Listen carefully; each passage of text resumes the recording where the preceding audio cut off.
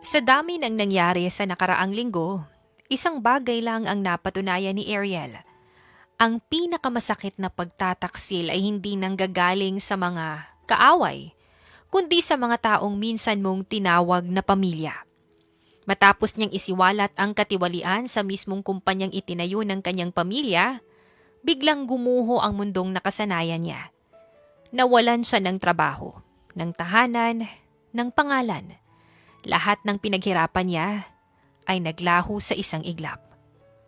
At ang pinakamalupit pa, ang mga taong dahilan ng kanyang pagbagsak ay hindi iba, kundi ang sarili niyang mga magulang at kapatid. Imbis na pasalamatan niya dahil sa ginawa niyang pagligtas sa tuluyang pagkawala ng kanilang kumpanya, ay itinakwil pa siya ng mga ito na para bang siya ang salarin. Sa isang kisap mata, naging kontrabida siya sa kwentong hindi naman niya kailanman piniling pasukin. So this is the price I have to pay for wanting the best for my family, huh? Mapait niyang bulong habang naglalakad sa ilalim ng malakas na ulan. Walang payong, walang direksyon, wala lahat. Kaya nang may makita siyang bar, hindi na siya nagdalawang isip pa na pumasok at umupo siya sa pinakadulong bahagi ng bar.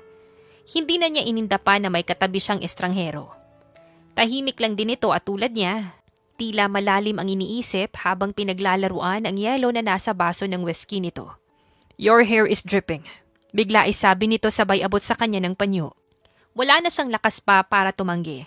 Kinuha niya yon, pinunasan ang basang buhok at pisngi, at saka ibinalik. "Thanks." Maikli at walang emosyon niyang sagot. Tumangulang ito at ibinaba ang panyo sa tabi nila. Tsaka muling tumahimik. Hindi na siya kumibo. Tumingin lang sa baso niyang may halong pait at alaala. Tsaka tumungga ng isa pang shot. "Rough night, huh?" Tanong ng lalaki makalipas ang ilang saglit. Marahil ay napansin kung gaano siya kabilis uminom. "Rough life," tugon niya. Hindi man lang siya lumingon. "I see." Sagot nito habang muling tinungga ang alak. Tahimik ulit. Pareho silang abala sa paglangoy sa sari-sariling katahimikan. Pero sa gilid ng kanyang paningin, nahuli niya ang panakanakang sulyap ng lalaki. Kaya binalingan na niya ito at hinagod ng tingin mula ulo hanggang paa. Matangkad, desente ang bihis, malinis, gwapo sa paraang mapanganib. Hindi siya nadismaya. "Are you waiting for someone?" Tanong niya. Pinipigilan ang tono ng interes sa boses niya. Mukhang hindi ito ang tipo ng lalaking basta-basta na lang lumalapit sa babae. Pero kung sakaling aayain siya nito ngayong gabi, hindi siya tatanggi. "No. You?" Umiling naman siya. "No. I just needed somewhere to lose some steam." Napangisi ito. "And the bar's the place for that?" "Not really. This just happened to be the first place I saw. How about you? What brings you here in the middle of a goddamn storm?" "Just wanted a drink." Sagot nito. "And meet people like me?" Tanong pa niya sabay taas ng kilay. "No?" Sagot nito tsaka bahagyang tumagilid para harapin siya. "But maybe, that's a bonus." Napatawa siya. Unang pagkakataon na tumawa siya ng buong buo matapos ang ilang linggong pakiramdam niya'y wala nang matitira sa kanya. "Boys, huh?" Anya, may halong sarkasmo at saya sa boses. "Girls." Mabilis nitong balik. "Especially the ones who look like they've had enough of the world and just want to forget for a night." Natahimik siya. "And what if I do want to forget?" Bulong niya. Halos hindi marinig sa lakas ng ulan sa labas. Nagkibit balikat naman ito. "You don't strike me as someone who runs away." Umiling siya. "Because I'm not. Tonight's just exhausting." "When it was not?" Tanong nito tsaka tumayo na. "I'm heading out. Are you coming with me or..." Gusto niyang isipin na dahil lang ito sa alak at sa frustrations na nararamdaman niya. Ngunit tulad nga ng sabi niya sa sarili kanina ay talagang hindi siya tumanggi sa alok nito. Hindi rin siya nagtanong kung saan sila pupunta.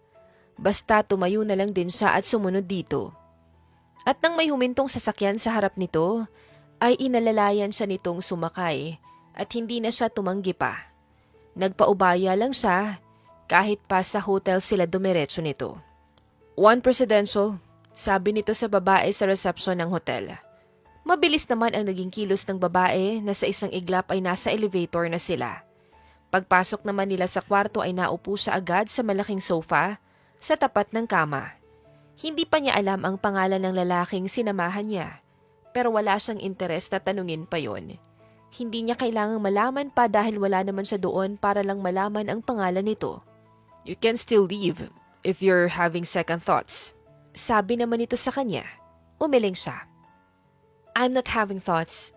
I just can't believe how much trust I still have to come with you here." "It must be a lot." Anito tsaka humakbang papalapit sa kanya. Gusto niyang umiling at sabihin na mali ito, ngunit hindi na niya nagawa pa dahil nakatayo na ito sa harap niya. Agad pang lumandas ang palad nito sa leeg niya, dahilan para mapatingala siya dito. At nang yumuko ito para abutin ang labi niya, ay hindi na niya ito pinahirapan pa. Sinalubong na niya ang labi nito.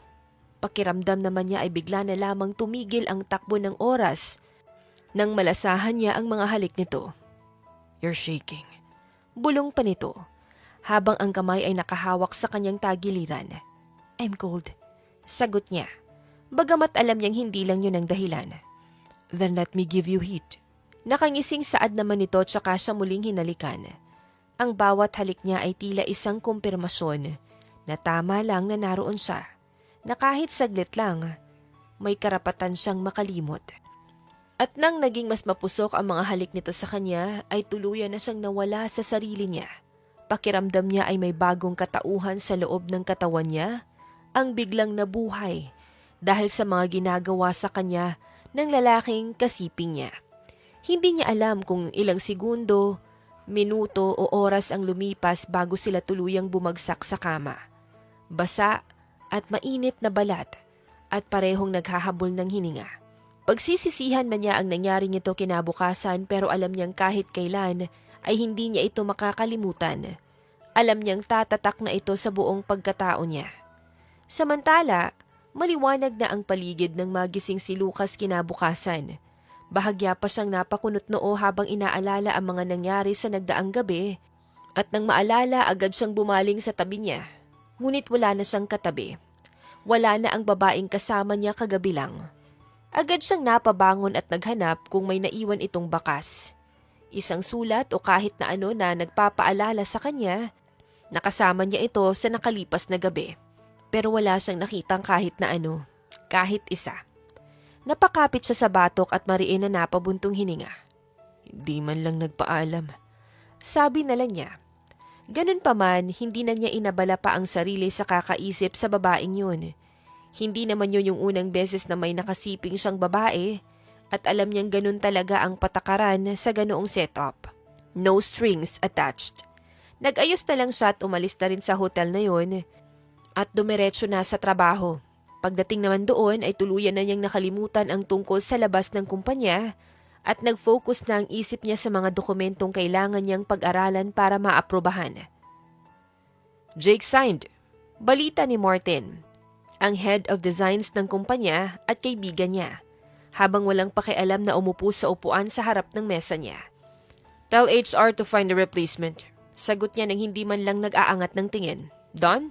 In fact, hindi pa umaalis si Jake ay pinagawa ko na agad yung PR announcement.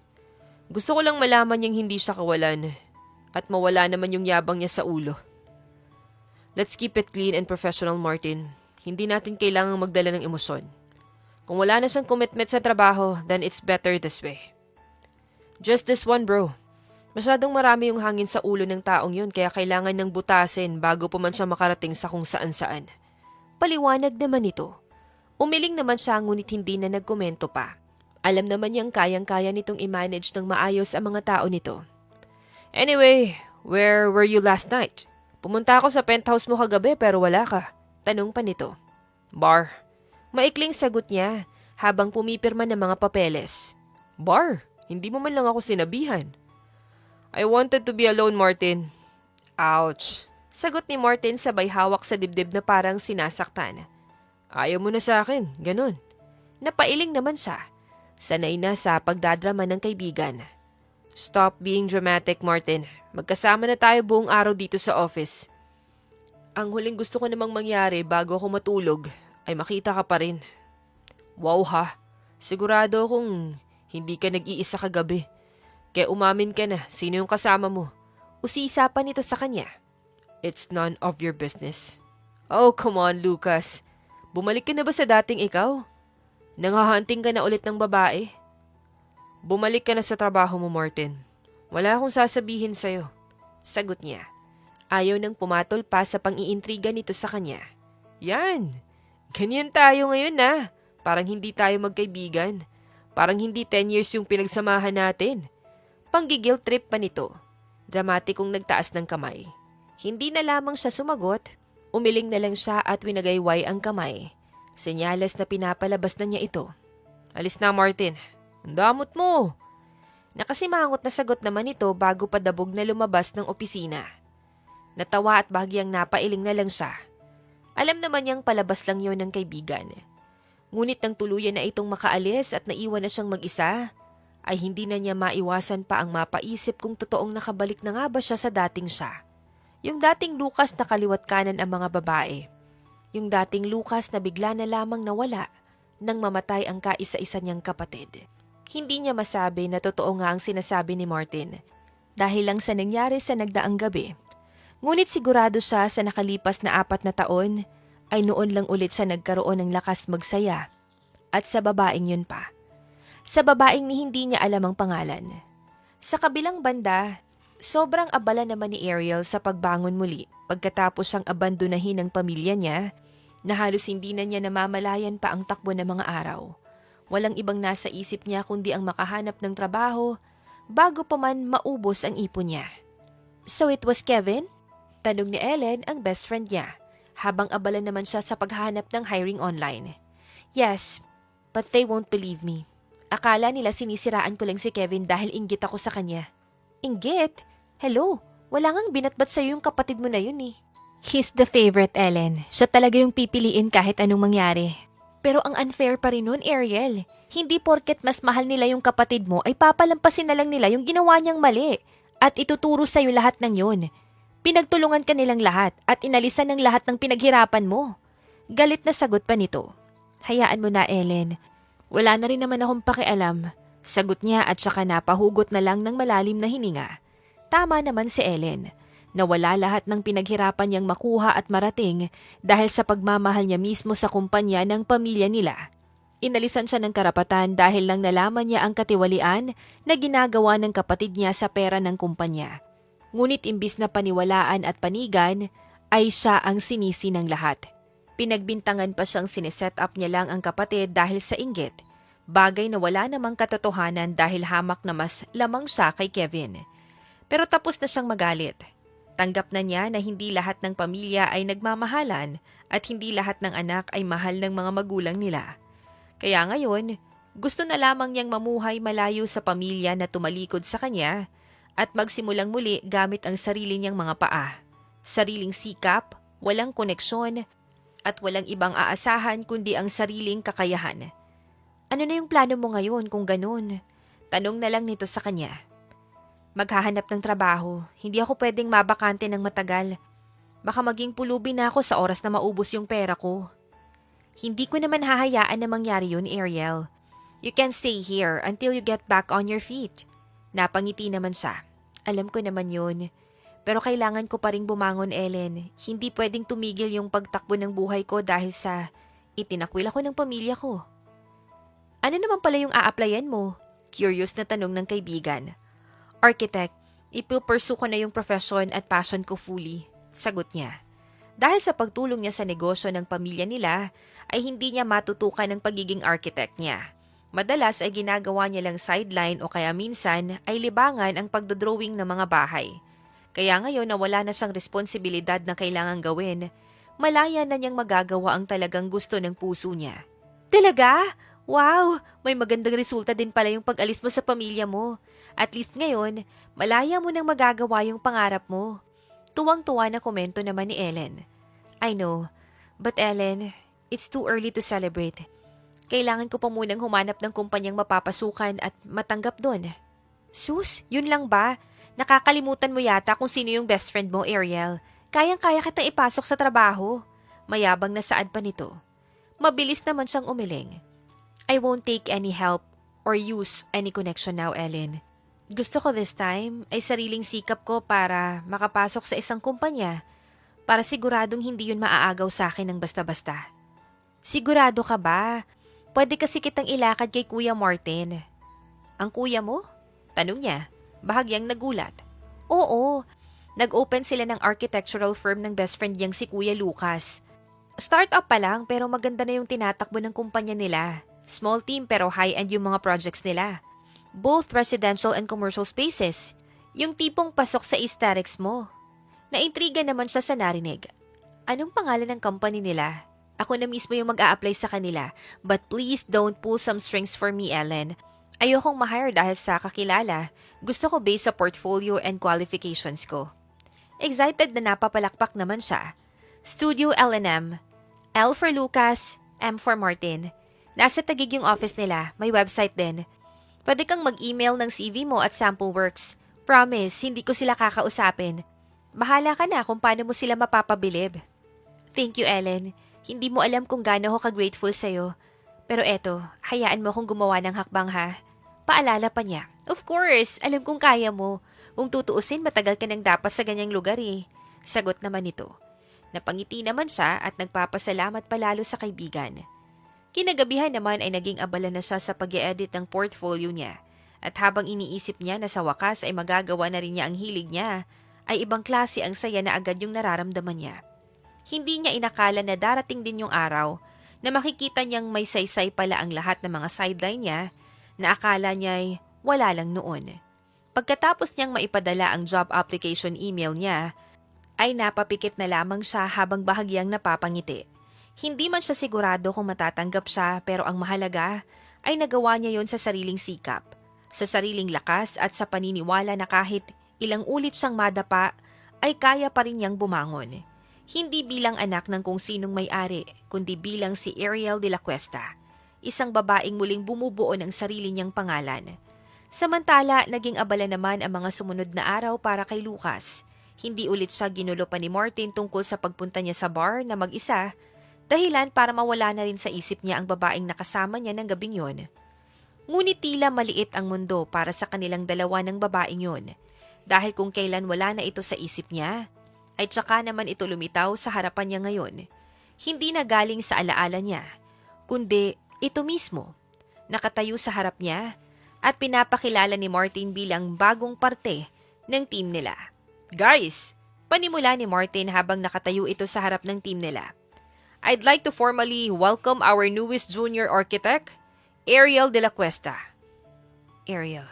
Napatingin ulit siya kay Ariel, na ngayon matamis na nakangiti sa lahat, na para bang hindi niya ito nakitaan ng gulat nang magtama ang mga mata nila, na para bang wala silang pinagsaluhan na isang gabi, dahil iniiwasan na nitong mapatingin muli sa kanya. Nice to meet you all. I'm excited to work with you. Bati pa nito sa lahat. Sweet at professional yung boses. Napaayos naman siya ng upo. Sa simpleng kilos nito ay malinaw na sa kanya ang nais nitong ipahiwatig. Ayaw nitong malaman ng iba ang anumang koneksyon ang nagkaroon sila. Wala naman yung problema sa kanya. Kahit siya naman ay walang planong ipaalam kahit kanino ang namagitan sa kanila. Kahit pa kay Martin. Sadyang nagulat lang din siya na makita ito sa harap niya. Where did you find her? Bulong niya kay Martin. She applied. San pa ba? Sagot naman nito na para bang hindi siya nag-iisip sa tanong niya. You didn't tell me about her. Kailangan ba? Sabi mo ako na yung bahala kaya hindi ko na pinadaan sa'yo. I still want to see her credentials, Martin. Saang kumpanya siya galing? At ilang taon siya dun? She was a freelancer for 5 years, Lucas. Wala siyang kumpanyang pinanggalingan. Walang pinanggalingan, pero tinanggap mo agad. Hindi makapaniwalang tanong niya. Nagtaas naman ito ng kilay sa kanya. Have you seen the Lemerced buildings? Kunot noo siyang tumango. What about them? Well, she's their architect. Architect Ariel de la Cuesta was the one who designed Lemerced's buildings. She did all that as a freelancer, Lucas. Lahat ng yun, gawa niya. Proud na sagot pa nito. Napahigpit naman ang hawak niya sa mga papel na nasa kamay niya at hindi na siya nakaimik pa. Sapat na ang mga sinabi ni Martin para hindi niya questionin pa ang naging desisyon nito sa pagtanggap kay Ariel sa kumpanya nila. Credentials like that spoke louder than any resume, Lucas. I know you know that. Nakangising bulong pa sa kanya ni Martin nang makita ang reaksyon niya. Para bang nanunukso. Pagkatapos ng meeting, agad siyang lumabas ng conference room. Ayaw niyang masyadong magtagal doon. Lalo na't abala pa yung mga kasama niya sa pakikipagkilala kay Ariel. Pero hindi pa man siya nakakalayo, ay narinig na niya ang boses ni Martin mula sa likuran.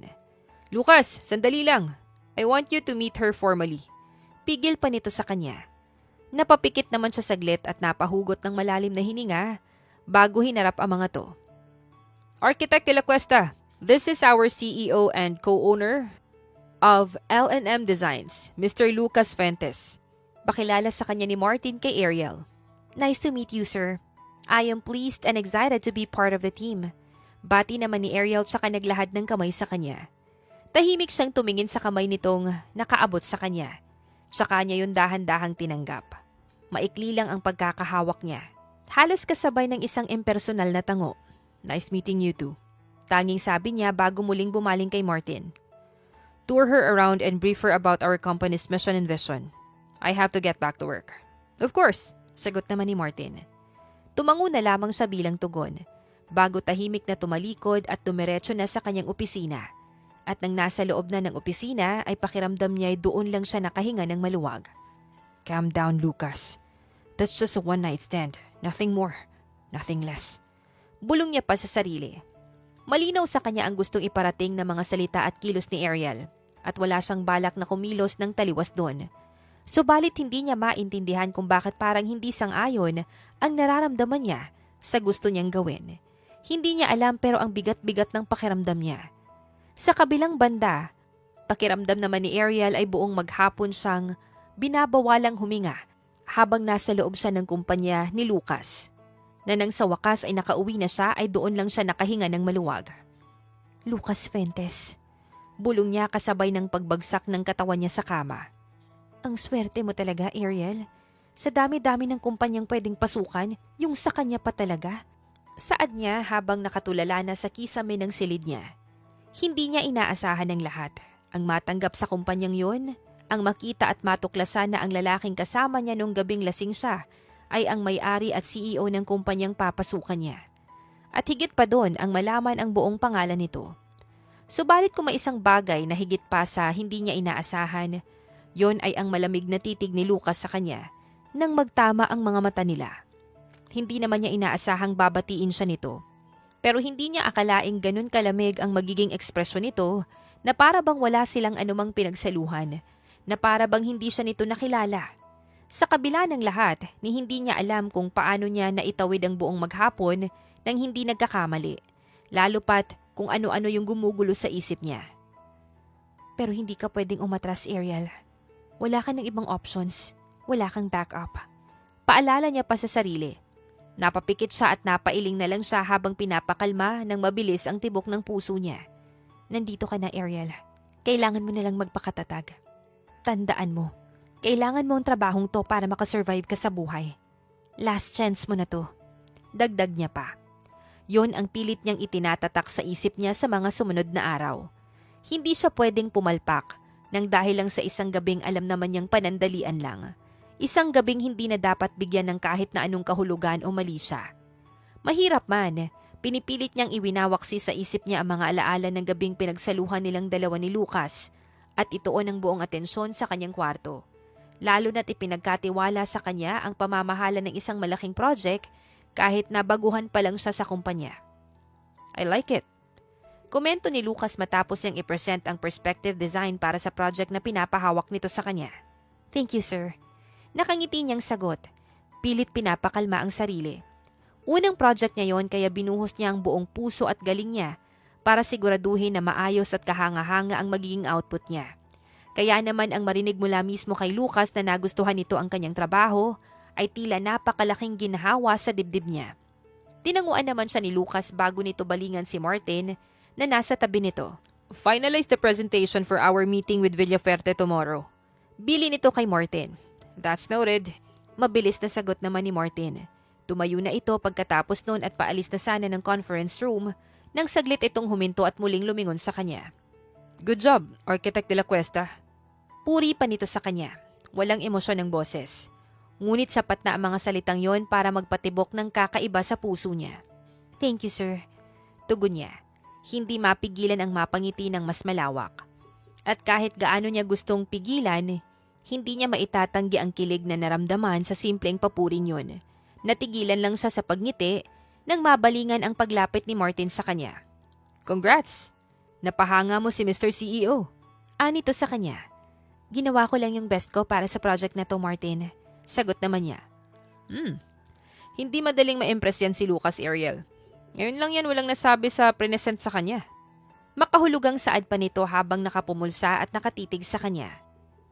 Di ibig sabihin, effective akong architect. Anya, ayaw nang mag-isipan ng kung ano-ano galing sa sinasabi ni Martin. Nagkibit balikat naman ito. I know you are, Ariel. Hindi na dapat yung tinatanong pa. Natawa naman siya. Pare-pareho talaga kayo ni Ellen. Masyadong malaki yung tiwala sa akin. Kahit hindi naman dapat. Dapat lang lahat ng yon. Dahil alam namin yung potential mo, Ariel. Nakakapanghinayang lang na mas pinili mo noon yung tulungan yung negosyo ng pamilya mo. Saad naman ito na agad nakapagpawala ng ngiti sa labi niya. Well now, it's different. Masaya kami ni Ellen na sa wakas, pinili mo na rin yung sarili mo. Magagawa mo na rin ngayon yung mga gusto mo. Dagdag nito nang makita ang reaksyon niya. Tumango naman siya at napangiti. Thanks, Martin. Sobra-sobra kong na-appreciate ang suporta niyong dalawa ni Ellen sa akin. Hindi mo kailangang isipin yun, Ariel. Ang mahalaga ay masaya ka sa ginagawa mo, na ginagawa mo na yung pangarap mo ngayon. Sagot naman nito. Samantala, hindi naman maitatanggi ni Lucas ang malaking potensyal na nakikita niya kay Ariel. Kaya kahit mas gusto sana niyang wag itong makasalamuhan ng mas madalas, ay hindi niya naman kayang palampasin ang pagkakataon na magamit ang talento nito. Kaya naman kahit alangan ay nakapag-decide na siya na ipahawak sa dalaga ang isang malaking project nila. Alam niyang hindi siya mabibigo kung si Ariel yung gagawa ng mga yon. Isa pa, gusto rin niyang makita kung hanggang saan kaya dalhin ni Ariel ang sarili nito. Let Architect de la Cuesta handle the presentation with Villaferte, Martin. Utos nito sa kaibigan. Si Ariel? Yes? Kumpirmang sagot niya habang hindi man lang nilingon ang kausap at patuloy sa pagbuklat ng ilang dokumento sa kanyang mesa. She handled the concept proposal well. Let's see how she does under pressure. Okay, I'll inform her. She'll be thrilled to know about this. Excited na tugon pa ni Martin. Napataas ang kilay niya. You seem to know her personally. Oh yes, best friend niya si Ellen. Sagot nito. Best friend ni Ellen? Ulit niya pa. Hindi makapaniwala sa narinig. Is that so? Yup. She's been her best friend since they were in grade school. Sagot nito. Lalo naman siyang nagtaka. Matagal na silang magkaibigan ni Martin, kaya matagal na rin niyang kilala ang kapatid nito. Ngunit ni minsan ay hindi niya man lang napansin na si Ariel ang best friend nito. Ariel is like a sister to me. I also feel proud every time she achieves something. Achiever kasi siya eh, masyadong competitive. Hindi ko naman masisisi. Napapansin lang kasi siya ng mga magulang niya kapag meron siyang napanalunan or bagong award. What do you mean? What I mean is, Ariel isn't the favorite child, kaya hindi na ako nagulat nang bigla na lang siyang itakwil ng pamilya niya. Kwento pa ni Martin. Itinakwil? Kunot noon niyang tanong.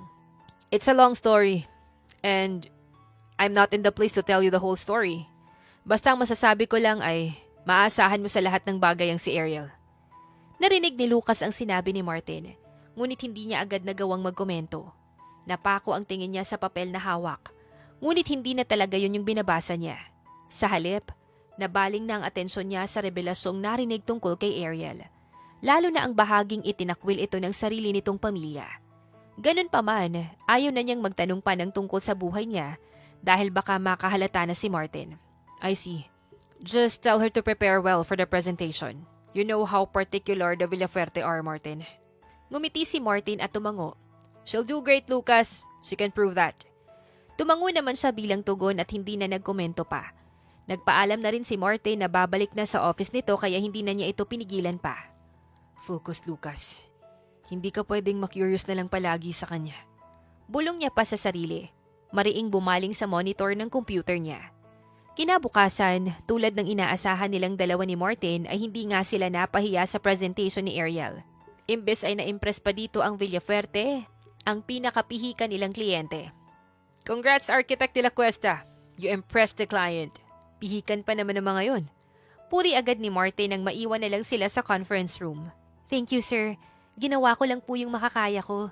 Sagot pa ni Ariel. Well, keep up the good work. Because this isn't the last project you'll be handling, Architect de la Cuesta. Right, Mr. CEO? Nakangising baling sa kanya ni Martin. Tumango naman siya. We're planning to give 5 more projects to you. 5?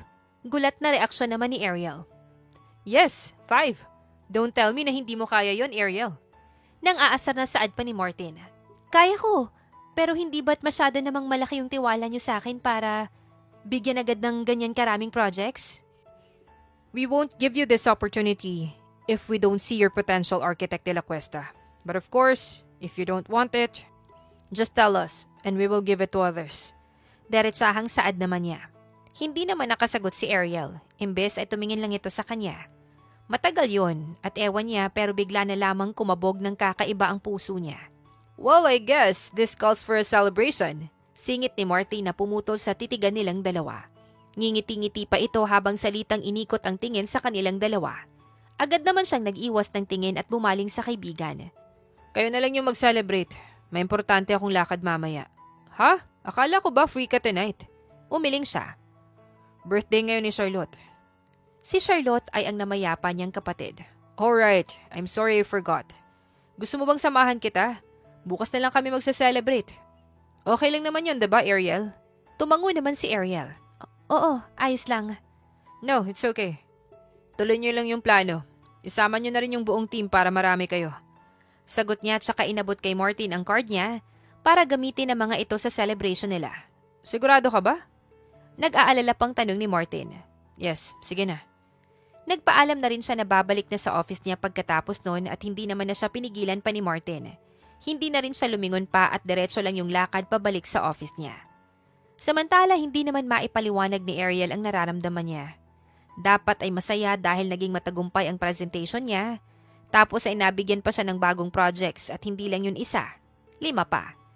Subalit tila may bigat sa dibdib niya na hindi naman niya maipaliwanag kung bakit bigla niyang naramdaman. Cheers! Congrats, Ariel! Grabe ka, ang galing mo! Bati sa kanya ni Chris, isa sa mga ka-team niya. Siyempre, si Architect de la Cuesta yan eh. Narinig ko pa lang nung una yung apelido niyan, alam ko na agad na magaling siya. Puri din ni Tina sa kanya. Nangingiting umiling naman siya. Magaling din kayo, no? May mga alam kayo na hindi ko alam. Naku, pahambol pa itong si Architect de la Cuesta.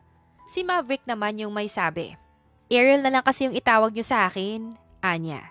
Ilang beses na rin kasi niyang sinabihan ng mga to na tawagin na lang siya sa pangalan niya, pero hindi naman nakikinig ang mga ito sa kanya. Eh di sige, Ariel na yung itatawag namin sa'yo. Natatawang sagot naman ni Chris. Ariel the Little Mermaid, singit pa ni Martin. Nagtawanan naman ang mga kasama nila dahil doon, habang siya naman ay napailing na lang ulit. Noon pa man ay yun na lagi yung pang-aasar sa kanya ni Martin. At kung noon ay hindi siya nagpapatalo, ngayon ay wala siyang lakas na pumatol. Kinuha na lang niya ang baso niya at nagsali ng alak. Iiinom na lang niya ang nararamdaman niya. Umaasa na kahit papano ay mababawasan ng bigat na nadagan sa dibdib niya. Ngunit imbis na gumaan, tila mas bumigat pa yung nararamdaman niya. Kaya kalaunan ay nagpaalam na lang muna siyang lalabas para magpahangin. God, I'm going crazy. Mahina niyang bulong sa sarili habang susuray-suray na lumabas. Paglabas ng bar ay halos manginig naman siya sa lamig ng hangin. Ngunit kahit ganon ay nakaramdam naman siya ng kaginhawaan. Bakit ba kasi ganito yung nararamdaman ko? Nababaliw na ba ako? Naiiling na tanong niya pa ulit sa sarili. Halos manigas naman siya sa kinatatayuan niya nang matanaw kung sino ang papalapit sa kinatatayuan niya. Hikim. Mahinang bulong niya habang pinapanood ang unti-unting paglapit ni Lucas sa kanya. Napangiti siya. Pakiramdam niya ay biglang gumaan ang loob niya nang makita ito. Why are you here? Where's Martin? Masungit na tanong pa nito sa kanya nang marating yung kinatatayuan niya. Nasa loob pa sila. Lumabas lang ako para magpahangin, sir. Magpahangin? It's past 1 a.m., Ariel. Salubong ang mga kilay na saad pa nito. Bahagya pa itong lumapit sa kanya para amuyin kung nakainom na ba siya. May masama ba doon, sir? Bawal na bang magpahangin pagdating ng alauna ng madaling araw? Utal-utal na sagot naman niya. You're outside the bar, Ariel. It's not safe for you to stand here alone. Safe naman ako. May guard naman dyan sa entrance. At nandito ka naman na. Sagot niya. And what if I wasn't here? Tingin mo ba ligtas ka pa rin kapag magtatagal ka pa dito? Napailing naman siya. Hindi dahil sang-ayon siya sa sinasabi nito, kundi dahil hindi niya maintindihan kung bakit parang kakaiba sa normal na tono ang pananalita nito. Wala kang dapat ipag-alala sa akin, sir. Ayos lang ako. Kaya ko yung sarili ko. Sagot niya. Napahugot naman ng malalim na hininga si Lucas. You're too stubborn for your own good, Ariel. And you're too serious for yours, sir. Alam niyang dahil sa alak lang kung bakit malakas yung loob niya ngayon na sagot-sagutin si Lucas. Dahil kung hindi, siguradong hindi niya magagawang kausapin ito. Nagulat naman siya nang maglabas ito ng cellphone at tawagan si Martin. Hindi naman niya alam sa sarili ngunit tila bigla na lamang nagkaisip ang mga kamay niya at bigla na lamang niyang inagaw yung cellphone nito. Anong gagawin mo? Give me back my phone, Ariel. Utos niya habang sinusubukang agawin ang cellphone nito galing sa kanya. Bakit mo tinatawagan si Martin? Ipapasundo na kita. Masungit na sagot naman ito. Bakit? Nandyan lang naman sila sa loob eh. Lasing ka na, Ariel. Hindi ako lasing, kaya ko pa. Kontra niya sa sinasabi nito.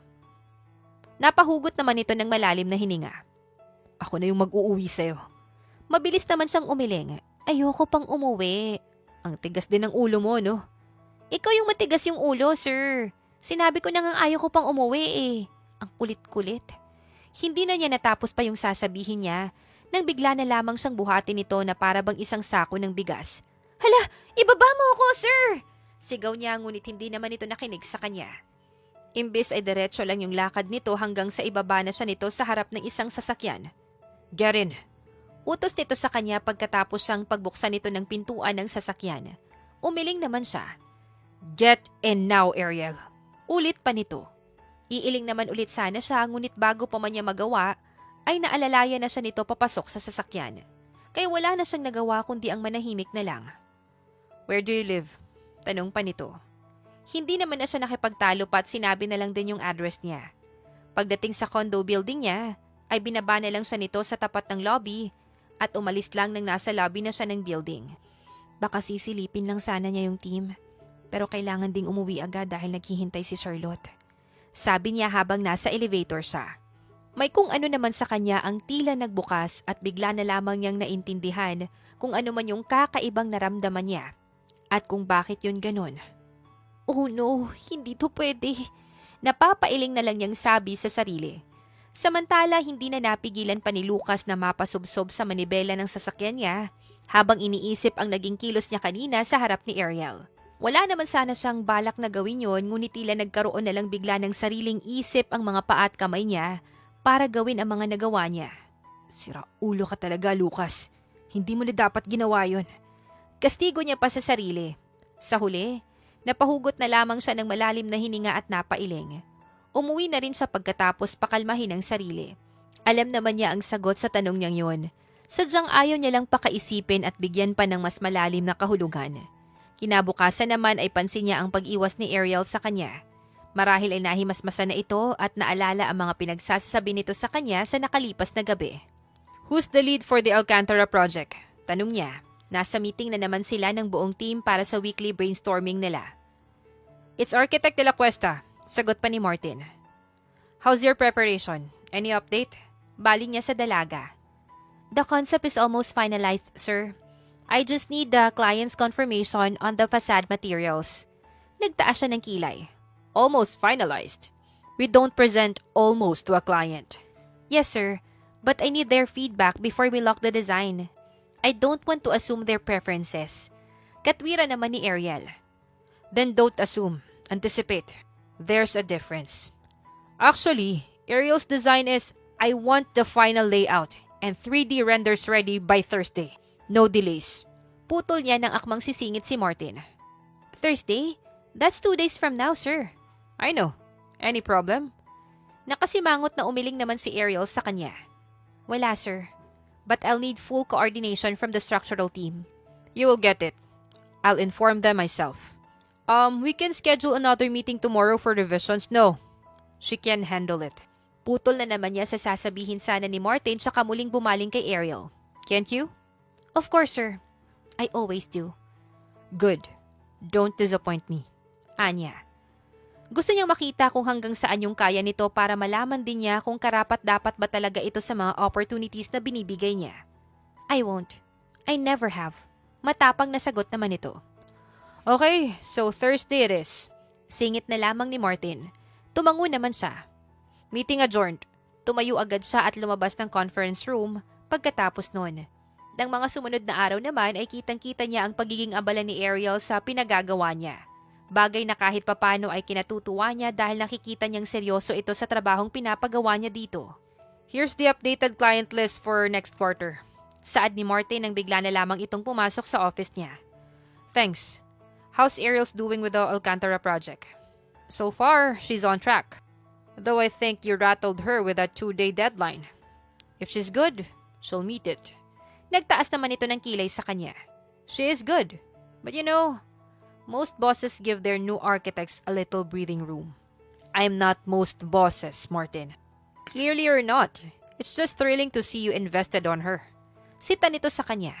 Kinunutan niya ito ng noo. Interest. She's a promising employee, that's all. Uh-huh. And that explains why you're suddenly concerned about her standing outside bars at 1 in the morning? Nang aasar pa nitong tanong.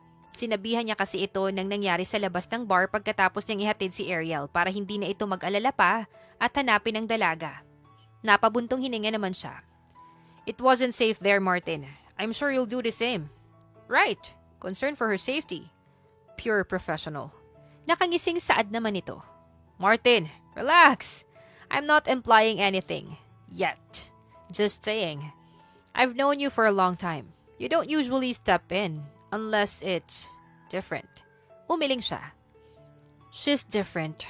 That's exactly why I'm watching her. She's a good asset for our company. You cannot lose a talent like her.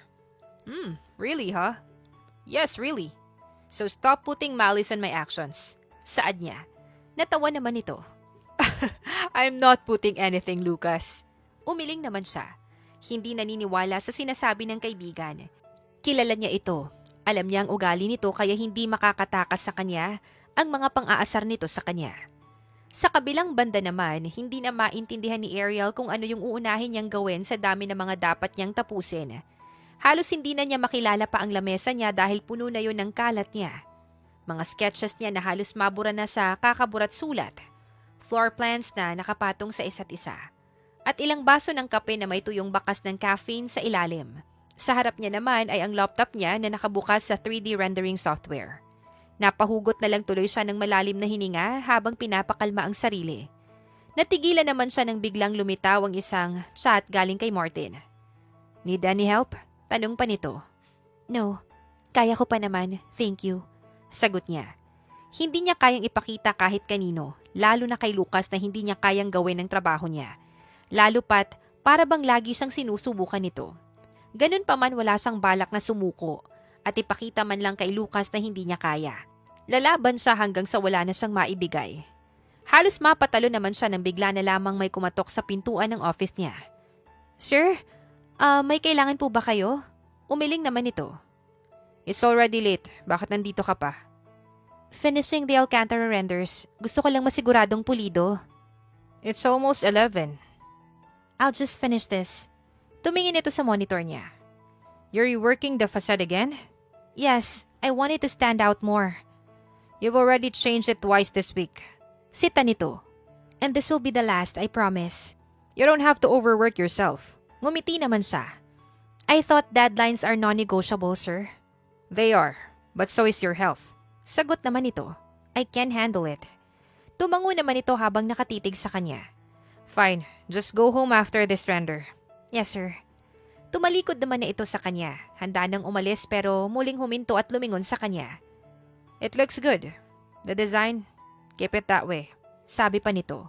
Hindi naman na siya nakasagot at napatitig na lang kay Lucas hanggang sa makaalis na ito. At nang wala na ito sa paningin niya, ay doon niya lang naramdaman ang malakas na tibok ng puso niya. Parang tanga, Ariel. Pinuri lang yung design mo, ganyan ka na makareact. Kumalma, okay? Ikalma mo yung sarili mo. Kastigo niya pa sa sarili. Ay, uuwi na lang ako. Okay naman na daw to. Dagdag pa niya nang hindi na makaya ang bilis ng kabog ng puso niya. Sigurado na talaga siya ngayon na malapit na siyang mabaliw. Paano naman kasi? Yung parang kailan lang ay masama pa yung loob niya. Dahil alam niyang may Charlotte sa buhay ni Lucas tapos ngayon naman ay kinikilig siya dahil pinupuri yung gawa niya. You're really going crazy, Ariel. Dagdag niya lang nasabi sa sarili habang papalabas ng office. Ngunit imbis na dumiretso sa unit niya ay sa unit ni Ellen siya dumiretso. Gusto niya sanang ikwento sa kaibigan ang kakaibang nararamdaman niya. You do realize Lucas practically handed Ariel all those big projects, right? Dinig niyang saad ni Ellen pagpasok niya sa unit nito. Natigilan naman siya sa paglapat at tila nabato sa kinatatayuan niya. He gave her opportunities, yes, but she delivered. Every single time. Sagot naman ni Martin. I'm not saying she didn't, kuya. I know Ariel and she's really talented. But those aren't projects you just had to a newcomer. Baka mamaya ay sinadya ni Kuya Lucas na bigyan ng ganong kalaking project si Ariel para pabagsakin siya, ha? Bakit naman gagawin ni Lucas yun? Besides, Lucas isn't the type to waste resources. If he gave Ariel something, it's because he knew she could make it work. And because, yeah, he wanted her to succeed. Well, if Ariel finds out, we'll see if she takes. He did what? Singit niya sa usapan ng magkakapatid. Ariel, nandiyan ka na pala. Kabadong sagot naman ni Martin habang nanatili namang tahimik si Ellen sa gilid nito. I heard everything you said, Martin. Malamig ang tonong saad niya. Lucas did all those, ha? Ginawa niya yon para sa akin? Yes, Ariel. But because he saw your potential like we do. Hindi mo naman siguro ikakagalit yung ginawa ni Lucas para sa'yo. It wasn't because of favoritism. It was appreciation. Paliwanag pa ni Martin. Napailing siya. Pilit pinipigilan ang pagbuwal ng emosyon.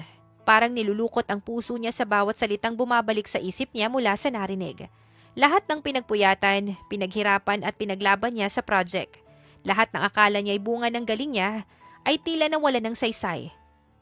Dahil lang pala sa pinapaboran siya ng CEO. Pero bakit? So all this time, akala ko lang pala magaling ako. Na kaya ako pinuri. Kaya ako binigyan ng tiwala dahil nakita niya na kaya kong gawin lahat. Hindi pala. Mahinang sambit niya. Halos hindi na niya namalayang lumuluhan na pala siya. No, Ariel, hindi yun ganun. Lucas may have helped open some doors. But you're the one who proved yourself to walk through them. Hindi kanya tinulungan para bigyan ka ng advantage. He just saw what we've always seen in you, your brilliance. Pero hindi yun sapat para sa kanya ang dahilan nito. Hindi yun nakatulong sa bigat ng nararamdaman niya ngayon, lalo na't alam niya kung gaano rin naghirap ang mga kasama niya sa team para lang makuha ang mga projects na binigay sa kanya. Kung paanong nakita niyang nalungkot at nadismaya ang mga ito dahil akala na mga ito ay siya ang nanalo. Hindi pala yun ganon. Hindi ko kailangan ng awa galing sa kanya, Martin. Hindi yun awa, Ariel. Tulong yun para mas maipakita mo yung galing mo. Umiling siya. I don't need that either, Martin. I don't anything that makes others lose their chance and opportunity. Ariel, singit ni Ellen. Ellen, alam mo kung gaano ko kagustong patunayan yung sarili ko. Kung paano ko pinangarap yung bagay na to. Alam ko naman yun, Ariel. Pero wala namang masamang intensyon si Kuya Lucas. Meron man o wala, hindi ko pa rin matatanggap na niloko niya ako. Asang-asa pa naman ako na ang galing-galing ko. Yun pala dahil lang pala sa awa, kay ang ganda-ganda ng takbo ng buhay ko ngayon. Ariel, hindi nga yun awa. Piko na saad ni Martin. Wala naman siyang pakialam sa sigaw nito. Tumalikod na siya at umalis. Gusto niyang makausap si Lucas para sabihin na hindi niya kailangan ng awa o tulong nito. Samantala, napahugot na lang na malalim na hininga si Lucas pagkatapos niyang malaman ang tungkol sa pagkakatuklas ni Ariel sa ginagawa niya.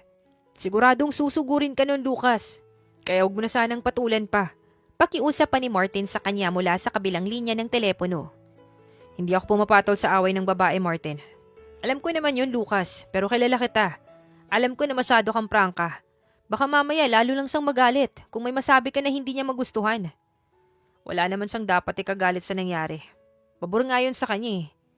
Ayaw niya nga ng ganun. Ang gusto niya, Makuha niya ang lahat na pinaghirapan niya.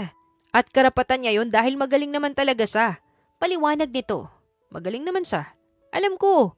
Pero alam din natin na hindi niya makukuha lahat ng projects na meron siya ngayon kung hindi mo siya tinulungan. I was just doing what a good boss should do, Martin. Wala siyang dapat ikagalit doon. Sabi naman niya. I know that, bro. But Ariel, she doesn't see it like that. Kaya please, wag mo nang patulan pa kung sumugod siya dyan sa'yo. I won't. Don't worry. Sagot naman niya. Alright, thank you, bro. No worries. Anya tsaka binaba na ang tawag. Ilang minuto naman ang lumipas at tulad ng inaasahan, sumugod nga si Ariel sa kanya. Pulang-pula ang buong mukha nito dahil sa galit. I already know why you were here. Bungad niya, malamig ang boses habang nakatingin kay Ariel. Then you know that I'm not here to thank you. Mariing sagot naman ito. Ano bang tingin mo sa akin? Kawawa na kailangan pa ng pabor para magtagumpay. Hindi ko sinabing, hindi mo nga sinabi pero ginawa mo. Putol nito sa sasabihin niya. Yung mga projects na binigay mo sa akin, yung mga pagkakataon na akala ko pinaghirapan kong makuha, lahat pala yun dahil tinulungan mo ko sa likod ko? Because you deserve them. Mariing saad naman niya. Ariel, kung hindi ko nakita yung potential mo, hindi ko gagawin yun. Potential? O awa? Mabilis naman itong balik. Hindi ko kailangan ng boss na naaawa sa akin. Kaya kong patunayan na magaling ako, kahit wala kang tulong. Napailing siya.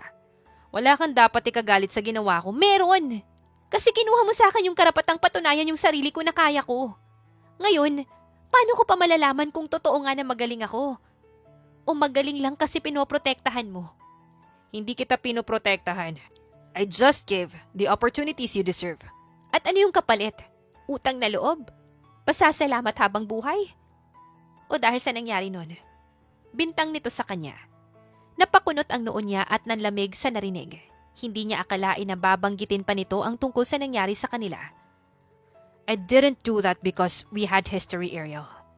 I gave you all those opportunities because I saw potentials in you.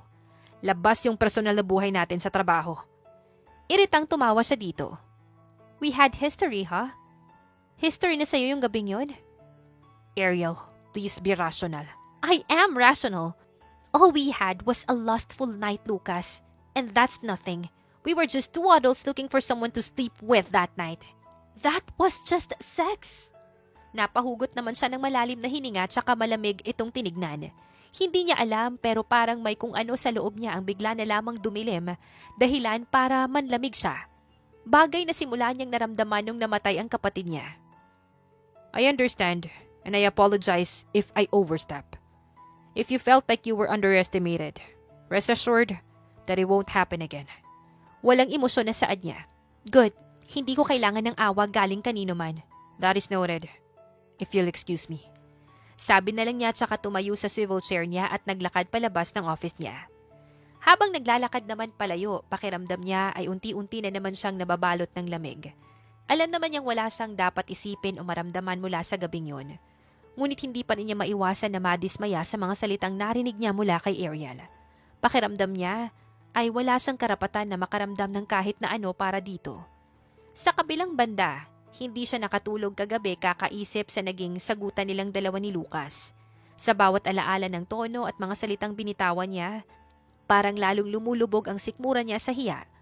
Bakit kasi masyado kang padalos-dalos, Ariel? Sermon niya sa kanyang sarili. Alam niyang wala siyang mukhang maihaharap pa kay Lucas. Kaya naman nakapagdesisyon na siya na magre-resign na siya. Alam naman niyang subject for termination yung ginawa niyang pang-aaway sa binata. Kaya naman pagdating niya sa office kinabukasan, ay dumiretso na agad siya kay Lucas. Come in. Aya pa nito pagkatapos niyang kumatok ng 3 beses. Good morning, sir. Bati naman niya. Good morning. Mahinahon ngunit malamig na bati nito sa kanya. Kinabahan tuloy siya.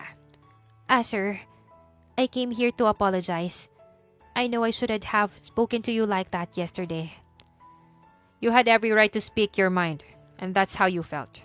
I can't take it against you. Still, it was unprofessional, and because of that, I don't think I can stay here any longer.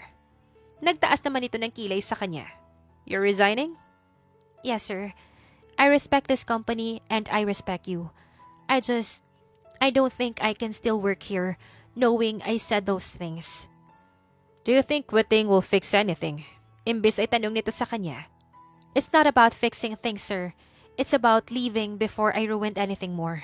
I'm grateful for all the opportunities you gave me, kahit hindi ko sila tinanggap ng maayos.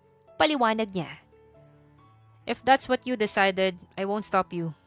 But Ariel, know that you were here because you're good at what you do. Not because naawa ako sa'yo.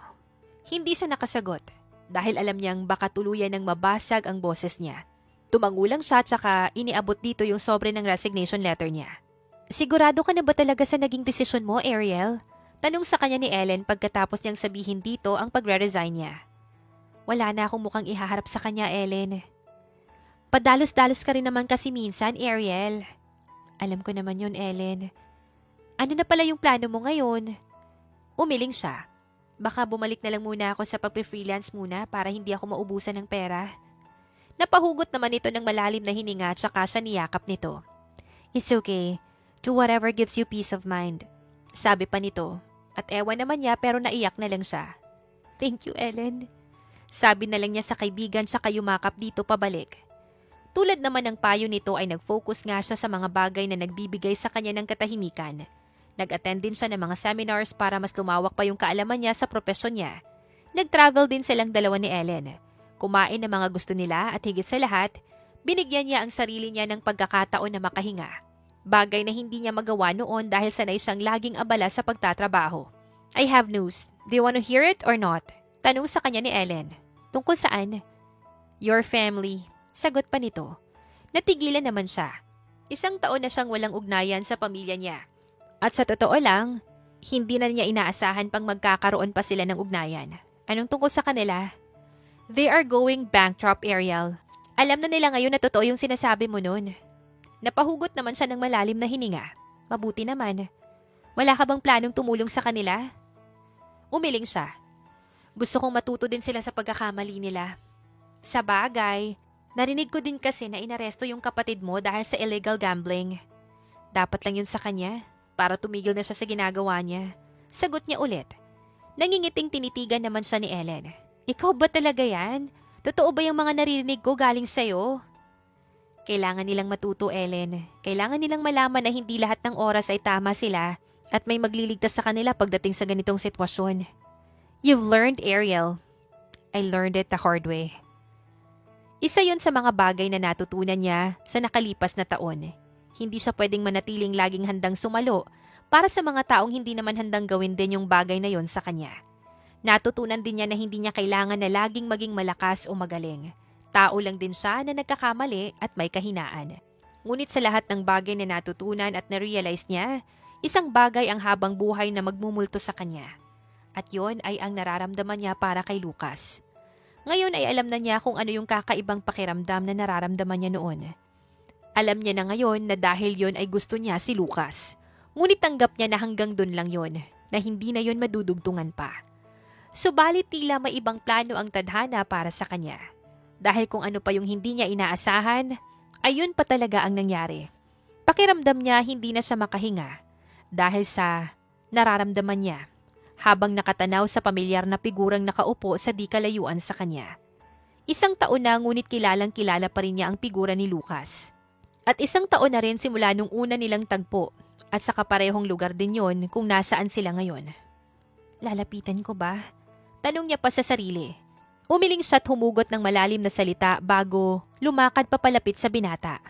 Bahala na, saad niya pa. Hi, bati niya kay Lucas nang makalapit na sa pwesto nito.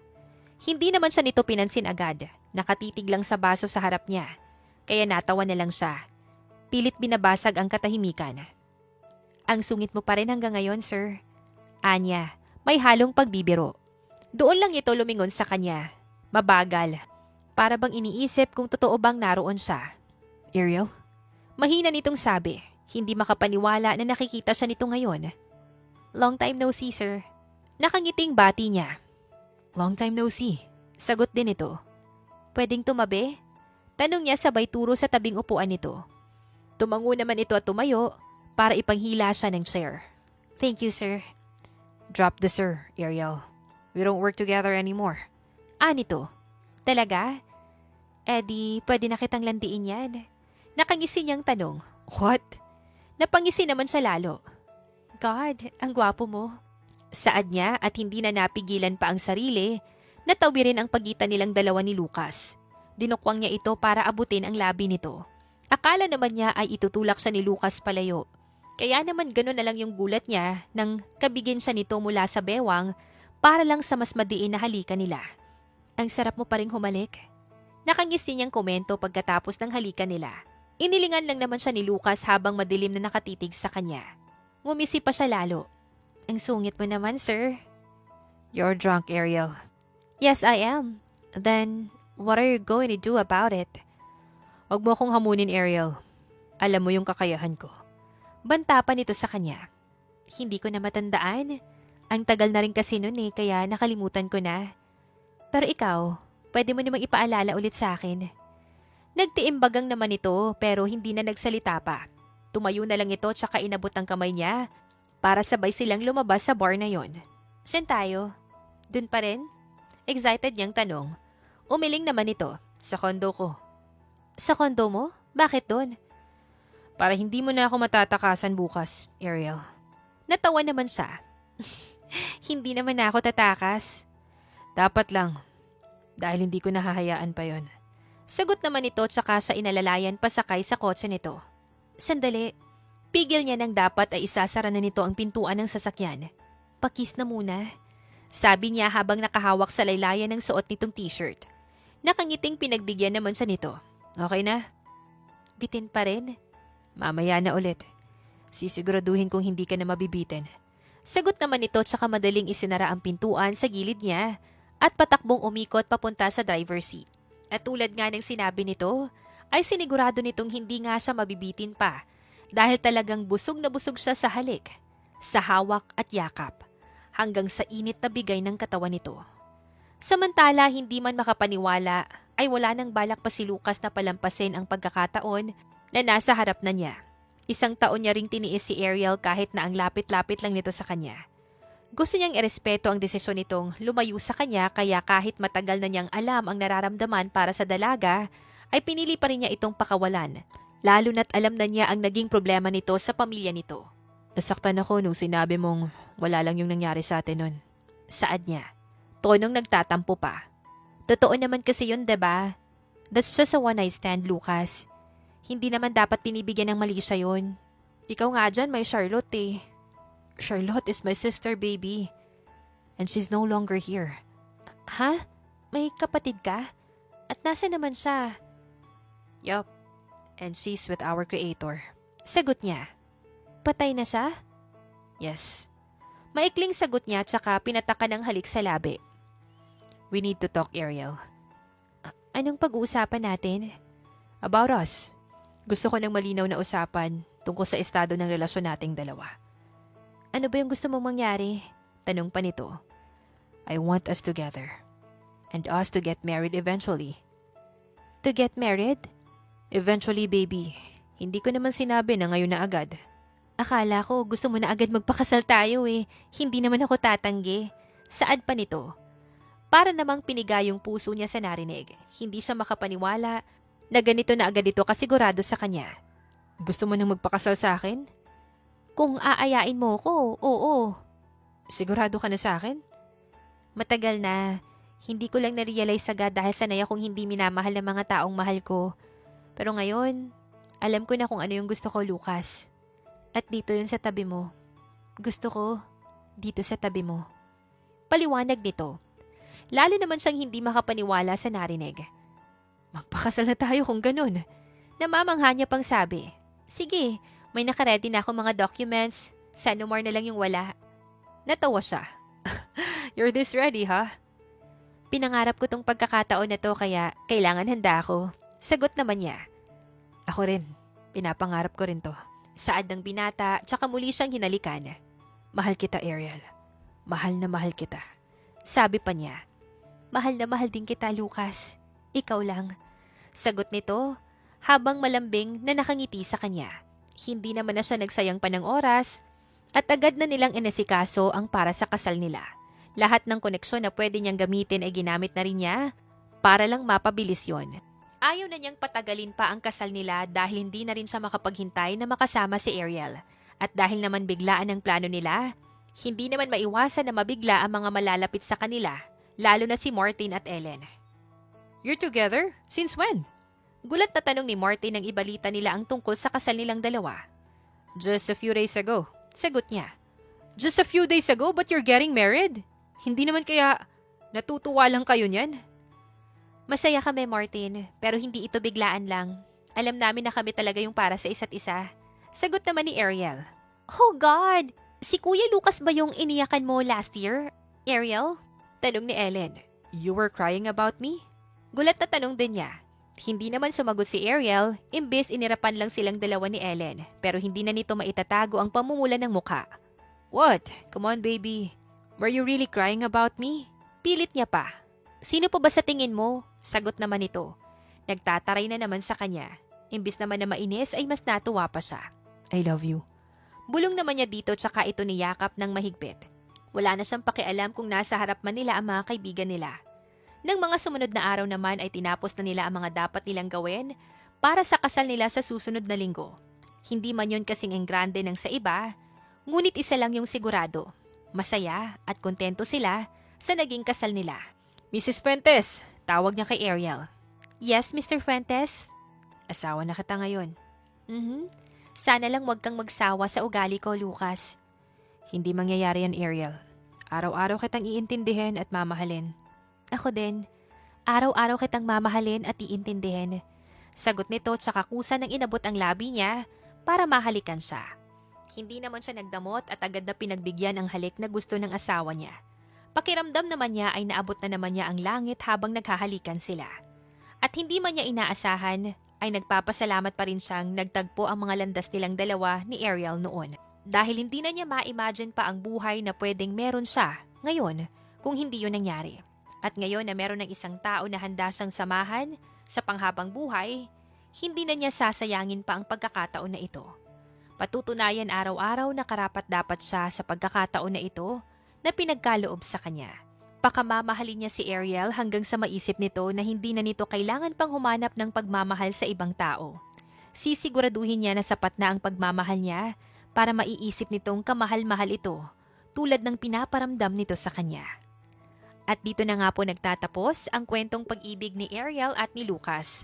Naway kayo po ay kinilig at may natutunan sa kwentong ating napagsaluhan ngayong araw. Muli po ay maraming salamat sa inyong walang sawang pagsuporta at pakikinig. Hanggang sa susunod, abangan pa rin ang mga kwentong nakakakilig. Syempre dito pa rin po yan sa inyong inaabangang Dear Jen.